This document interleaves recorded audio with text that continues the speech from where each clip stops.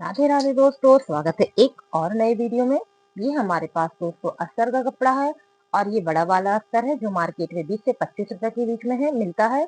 और इसमें हम बनाने वाले हैं 44 साइज का ब्लाउज। तो सबसे पहले हम सीखेंगे कि कपड़ा कैसे रखते हैं। तो ये बॉर्डर का हिस्सा हम नीचे की ओर रखेंगे और खुला हुआ हिस्सा बगल में रखेंगे, क्योंकि इससे हमारे ब्लाउज में खिंचाव अच्छा उत्पन्न होगा।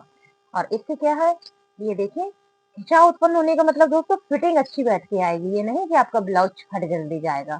इस प्रोसेस से आपका अस्तर का कपड़ा जल्दी फटेगा नहीं।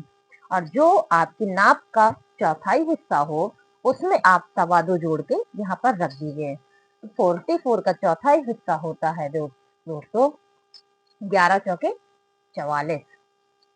ये देखिए, 11 इंच में आपको 2.25 और जोड़ देना है, यानी कि 11 से 12 13 13.25 इंच की चौड़ाई का आपको कपड़ा लेना ही लेना है।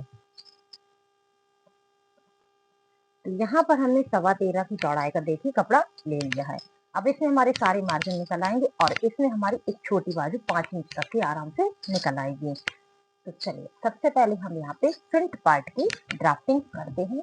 ब्लाउज की लंबाई है दोस्तों 14 इंच और चौड़ाई तो आपको हमने बताई ही है। 14 इंच के लिए फ्रंट पार्ट में दोस्तों हम 2 इंच प्लस रखते हैं, ये आप हमेशा याद रखिए। तो यहाँ पे हमने 16 इंच का फैब्रिक लिया है और यहाँ पे निशान लगा दिया है। और एक चीज और याद रखिए, अगर आपके पास कपड़ा कम है किस प्रकार से निकालना है, तो एक काम किया करें, यहाँ से आप बैक पार्ट निकालने जुड़े हिस्से से, फिर इसका जो शोल्डर का बचा हुआ कपड़ा यहाँ पे निकलता है, इधर से आप गला रखते हुए फ्रंट पार्ट निकाल लें। तो आप कम कपड़े में भी अच्छे से प्रॉपर ब्लाउज अच्छी लंबाई का निकाल पाएंगे। तो यहाँ पर हमको अभी लंबाई मिल रही है तो हम उस तरह से नहीं कर रहे हैं। तो ये हो गया हमारा 16 इंच, ठीक है। और ये है हमारा फ्रंट पार्ट। तो सबसे पहले हम यहाँ पे आधा इंच का मार्जिन ऐड करेंगे, जो कि होता है हमारा आई हुक का या फिर बटन का, जो भी आप लगाते हैं उसके लिए मार्जिन होता है। अगर हम ये मार्जिन पहले से दे देते हैं तो जब हम ब्लाउज रखते हैं तो हमारे पल्ले छोटे बड़े नहीं होते हैं। अब हम रखेंगे गले की चौड़ाई जो आपको पहनना हो। तो यहाँ पर हम रख रहे हैं दोस्तों 2.25 इंच गले की चौड़ाई और 3.1 का रख रहे हैं शोल्डर, ठीक है। 3.1 का रख रहे हैं शोल्डर। इस प्रकार से ये हमें इतनी मार्किंग मिल चुकी है। अब इसमें हम करेंगे आधा इंच का शोल्डर डाउन। दोस्तों बहुत से कंफ्यूज हो जाते हैं कि ये शोल्डर यहाँ से डाउन क्यों करते हैं, गला तो यहाँ से उतरने की प्रॉब्लम होती है। तो उसके लिए आप सुनिए, अगर आप सही बेस से आर्म होल बनाते हैं तो आप हमेशा इस तरह से शोल्डर डाउन करिए, कभी भी आपका गला नहीं उतरेगा। अगर आपका आर्म होल गलत बनता है तो फिर आपको यहाँ पर सिलाई लगानी पड़ती है। ये ध्यान दीजिए, आर्म होल से आपका गला उतर जाता है। अगर आपने सही आर्म होल बनाना सीख लिया है तो आपको कभी कोई प्रॉब्लम नहीं आने वाली है। अब हम सीने का नाप रखेंगे। तो दोस्तों 11 जो उसका चौथाई हिस्सा होता है और फिटिंग का नाप हमें रखना है 11.25, क्योंकि ये हमारा है फ्रंट पार्ट। फ्रंट पार्ट में हम जब आर्म होल टक्स लगाते हैं तो वो कुछ कपड़ा कवर कर लेती है। इसके हिसाब से हम यहाँ पे 11.25 की मार्किंग रखेंगे। वही 11.25 हम यहाँ पर भी निशान लगा देंगे और एक सीधी लाइन खींचेंगे। अभी हमने कमर का निशान नहीं लगाया है, क्योंकि जब हम बेल्ट वाली टक्स लगाएंगे उससे हमें कमर का निशान मिल जाएगा। और यहाँ पे हमने मार्जिन की मार्किंग कर दी है। अब चलिए दोस्तों बनाते हैं आर्म होल। तो आर्म होल की लंबाई होने वाली है 6.25 इंच।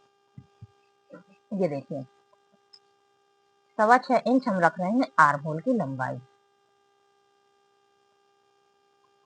और इस प्रकार से हम यहाँ पे चौकोर बॉक्स बनाएंगे।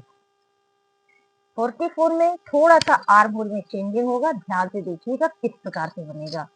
यहाँ से यहाँ जो 6.25 की लंबाई है, इसको मेजर टेप को ऐसे रख के आप इसका सेंटर मार्क निकालिए, ठीक है। और एक निशान लगा दीजिए यहाँ पर।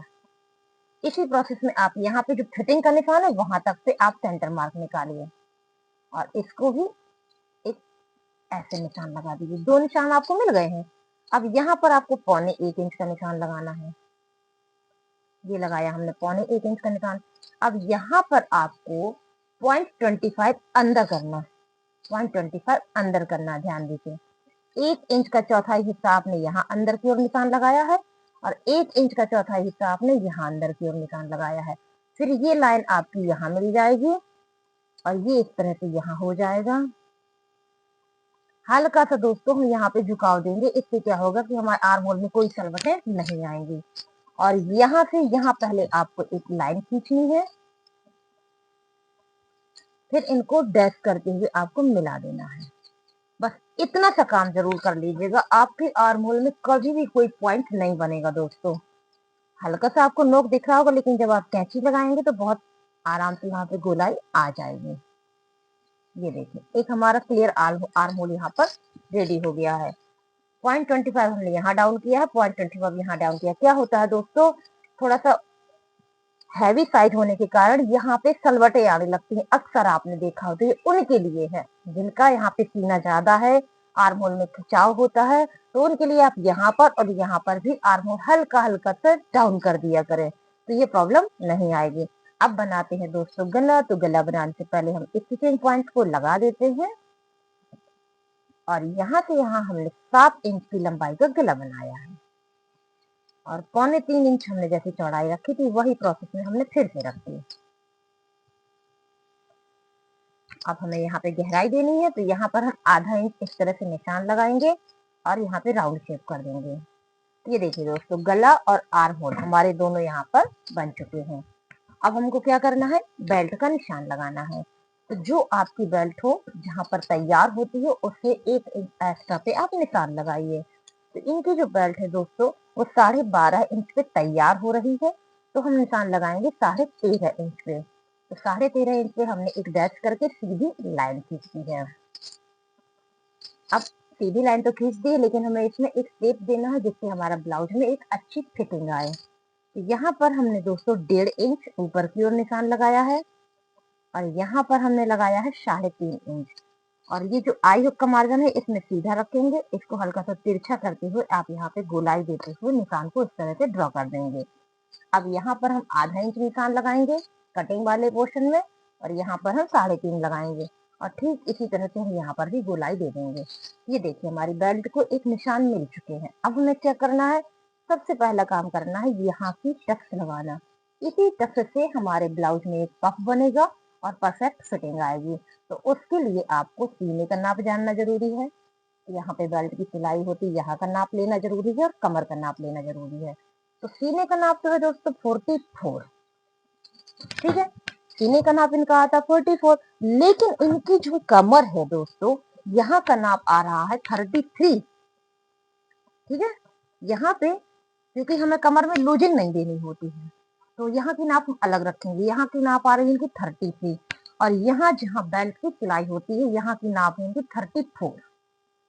1 इंच का अंतर है, ठीक। हर व्यक्ति का दोस्तों बॉडी अलग अलग होता है, उसी के अकॉर्डिंग है। तो जो इनकी नाप है इसी हिसाब से हम आपको मार्किंग बता रहे हैं।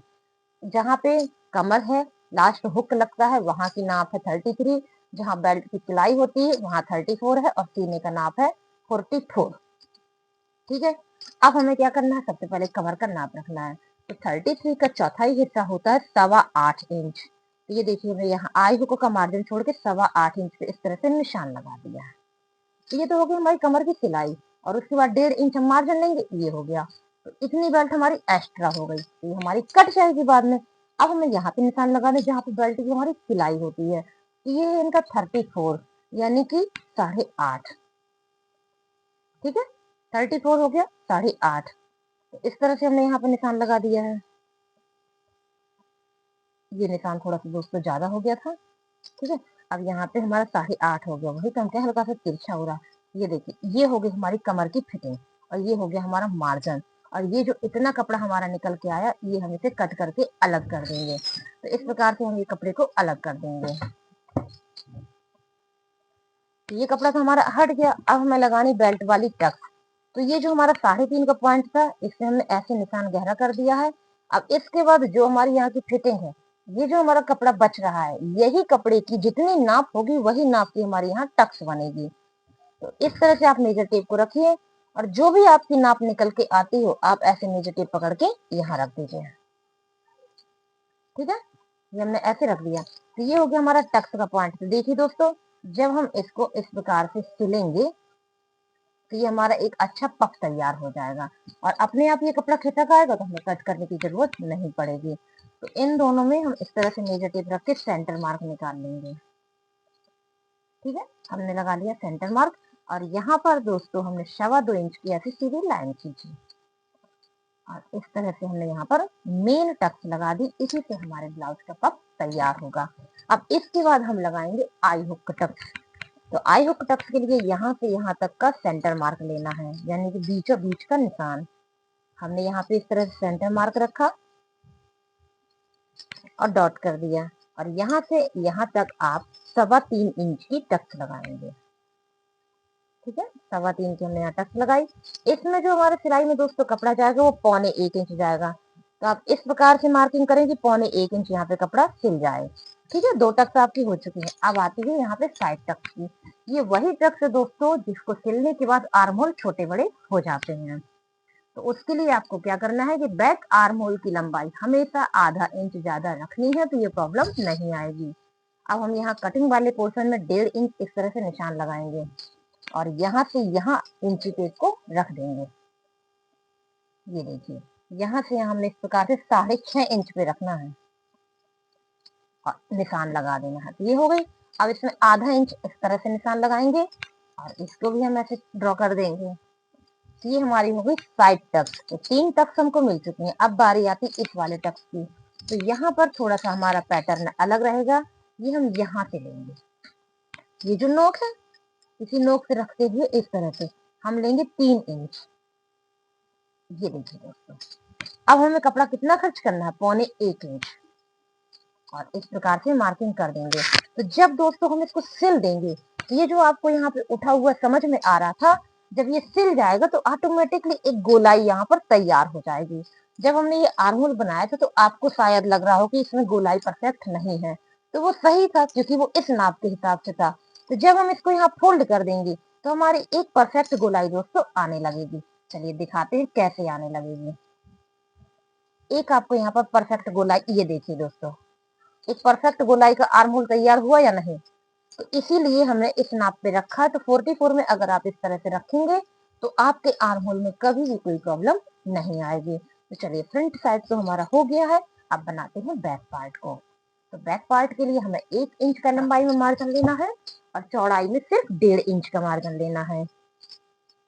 14 इंच का है तो हमें 15 का कपड़ा चाहिए। तो ये देखिए हमारे पास 15 का कपड़ा निकल रहा है और चौड़ाई में आपको सिर्फ 1.5 इंच का मार्जिन लेना है।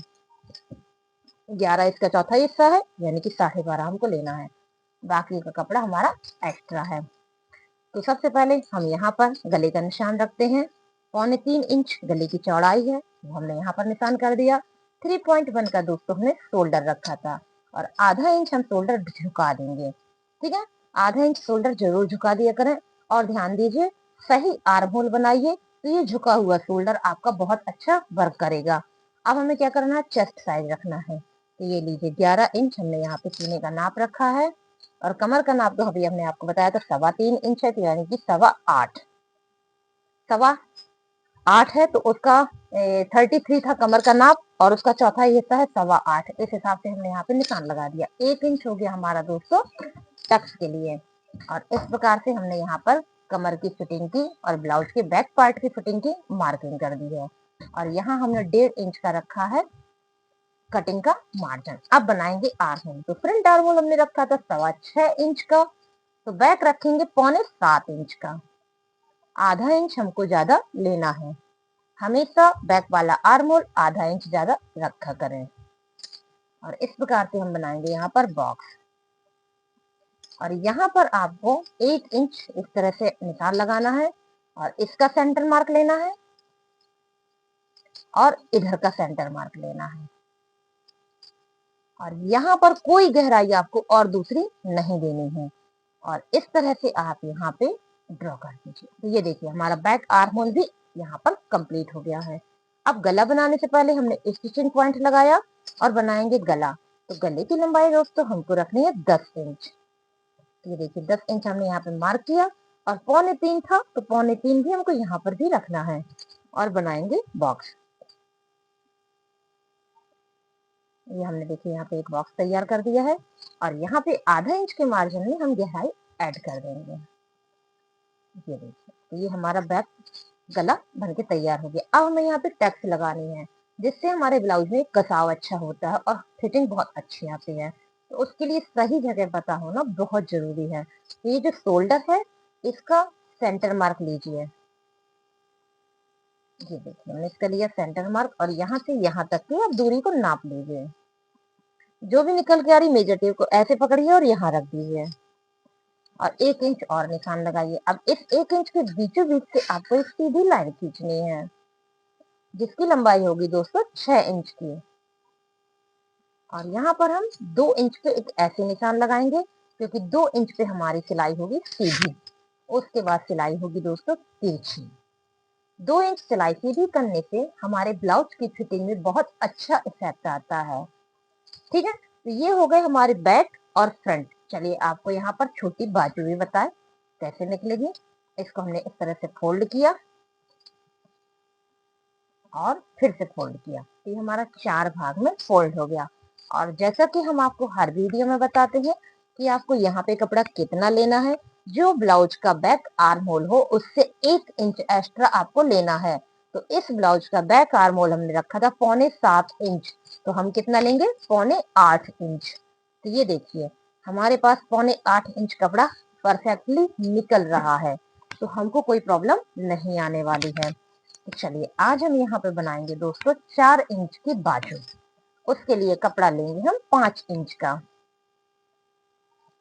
यहाँ देखिए हमने 5 इंच का कपड़ा लिया है जिसमें आधा आधा इंच हमारा सिलाई का मार्जिन होगा।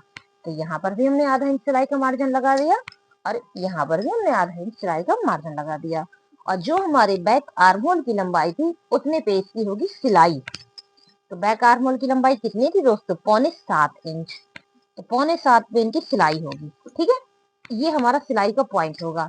अब ओपनिंग का निशान लगा ले, तो ओपनिंग है दोस्तों इनकी सवा नहीं 6 इंच की ओपनिंग है दोस्तों, और उसके बाद 7 इंच का मार्जिन है। इस प्रकार से आएगी हमारे यहाँ पर सिलाई। ठीक है, इस तरह से। अब हमें क्या करना है, यहाँ देखिए 1 इंच इसमें निशान लगाएंगे और 4.25 इंच हम यहाँ निशान लगाएंगे। लेकिन यहाँ से यहाँ कितना रखेंगे ये भी तो हमें आना चाहिए। यहाँ से यहाँ हम रखेंगे 2.5 इंच। ये देखिए 2.5 इंच, तो यहाँ से यहाँ 2.5 हो गया। ध्यान दीजिएगा यहाँ से यहाँ 1 इंच, यहाँ से यहाँ हमारा हो गया है 4.5 इंच। ये देखिए 4.5 इंच और यहाँ से यहाँ हमारा 6.25 था, जो कि हमने अभी अभी आपको बताया था। लाइन नहीं खींची थी तो शायद आपको समझ में ना आया, लीजिए हमने लाइन ड्रॉ कर दी है। ये देखिए यहाँ से यहाँ हमारा 6.25 इंच था और तीनों को हमने इस तरह से मिला देना है। ये देखिए ये हो गया हमारा। अब हमें वो गहराई ऐड करनी है जो हम फ्रंट पार्ट में सिलाई में यूज करते हैं। उसके लिए 1 इंच का मार्क और लगाना पड़ता है, बस बाकी आपके पास पहले से होते हैं। अब ये जो बीच वाला है इसमें 1.25 इंच आप ऐसे मार्क करिए और यहाँ से पतले पतले शेप में आते हुए इसको टच करते हुए फिर आप इस तरह से आ जाइए। ये हो गई हमारी दोस्तों 4 इंच की बाजू, वो भी 44 साइज के लिए। तो दोस्तों यहाँ पर हमने आपके साथ 44 साइज का पूरा ब्लाउज शेयर किया है। आपको इसमें कोई भी प्रॉब्लम हो आप कमेंट करिए, हम आपको उसका उत्तर देंगे। आपको शोल्डर समझ में नहीं आ रहे हो, आपको आर्म होल समझ में नहीं आ रहे हो, आप बेझिझक हमसे पूछिए, हम आपके हर क्वेश्चन का आंसर देंगे। तो दोस्तों वीडियो पूरा देखने के लिए बहुत बहुत धन्यवाद। Thank you so much. इसी तरह आप वीडियो देखते रहिए। मिलेंगे अगले वीडियो में आपके सवालों के साथ। Thank you so much.